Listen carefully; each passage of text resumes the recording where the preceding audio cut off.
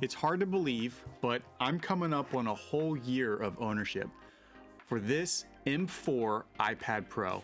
And yeah, I really like it.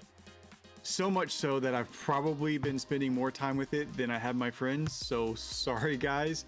But hey, this device is basically my digital sidekick at this point. So I have a few thoughts that I want to share, which I hope explain why I like this M4 iPad so much.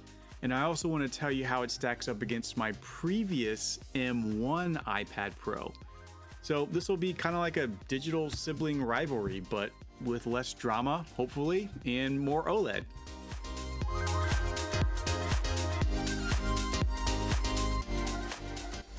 So let me get this out of the way right off the bat.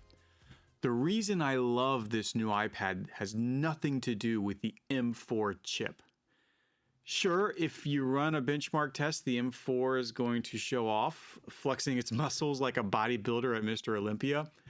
But the way I actually use this thing, yeah, I have no way to take advantage of all that performance on an iPad right now. For most real-world use cases, I doubt anyone could measurably identify a performance improvement between this one and the other M series tablets. Unless you're working on a NASA level project, the M4 chip is basically flexing for a really small audience out there. And speaking of spec bumps, you can configure this thing with up to 16 gigabytes of RAM if you really want it. And I won't lie, I did have a bit of FOMO when I saw that. I thought, well, what if I need 16 gigabytes of RAM? What if my iPad wants to start editing Avatar or run simulations for a Mars colony? But here's the thing, I never found a reason to have more RAM on my previous iPad, and so far that's holding true with the new one. So in the end, I didn't splurge for the 16 gigabyte version, and honestly, I'm glad I didn't. I really don't think there's many apps or workflows that are truly going to require more than 8 gigabytes of RAM for a tablet. So, what is it about this new device that has me saying that I really like it? Well, it's a combination of all of the other improvements that were made at this iteration, including the OLED display, the camera, the weight and comfort of use, and the battery life. Also, I mentioned in my previous iPad video that I regretted not buying the larger display. Well, I didn't make that mistake twice, and that has also significantly improved my experience. So first of all, the OLED display on this thing is quite impressive. It does get significantly brighter than my previous iPad did, making it much easier to use outdoors. The colors are so rich that it feels like you're getting an eye massage every time you watch any type of HDR content. And the blacks, well, they're so pure that they make the night sky feel a little jealous sometimes.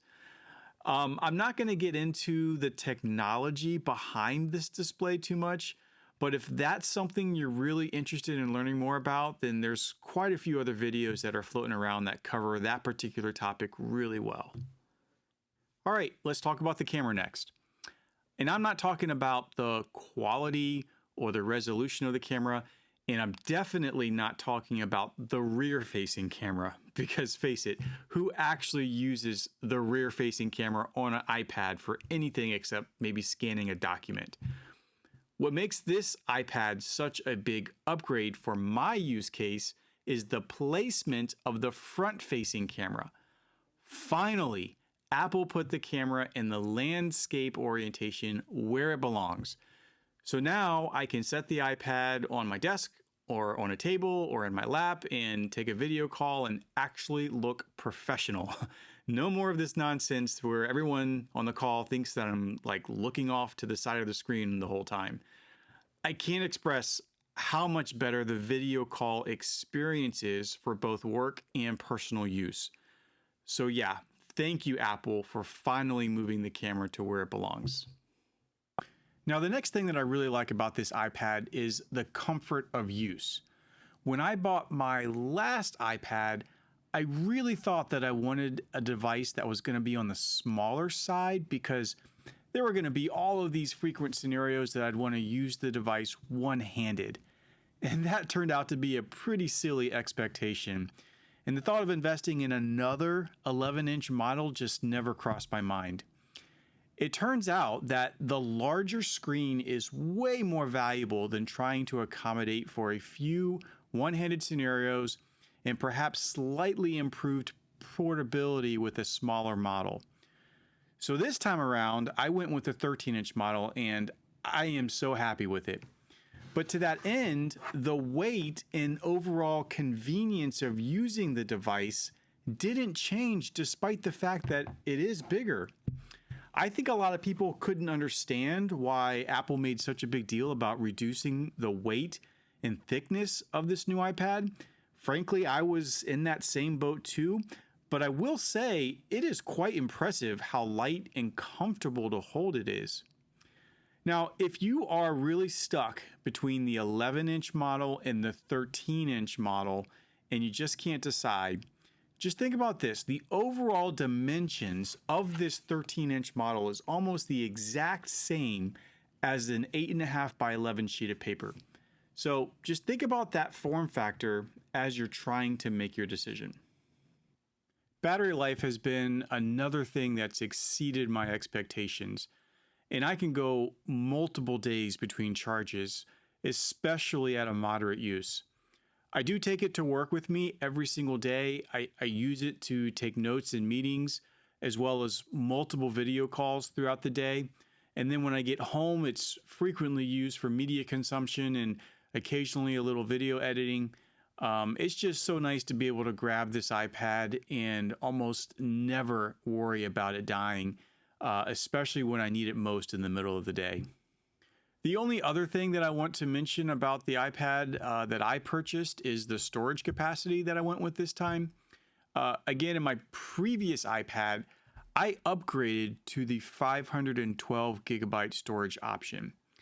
I had not been an iPad user prior to that purchase, and frankly, I didn't know how much storage I was actually going to need. Well, after almost 2 years of using that previous iPad, I found that I only used about 100 gigabytes of storage. You know, for me, I always move my files that I'm not actively working on, especially for videos that I'm working on, to an external storage drive or to a cloud storage solution so I can access it across multiple devices whenever I need it. So yeah, I did not upgrade the storage on this new one. I just went with the base configuration of 256 gigabytes, and I don't think I'll ever have any kind of constraint on storage with it. So in summary, why did I upgrade from the M1 to the M4?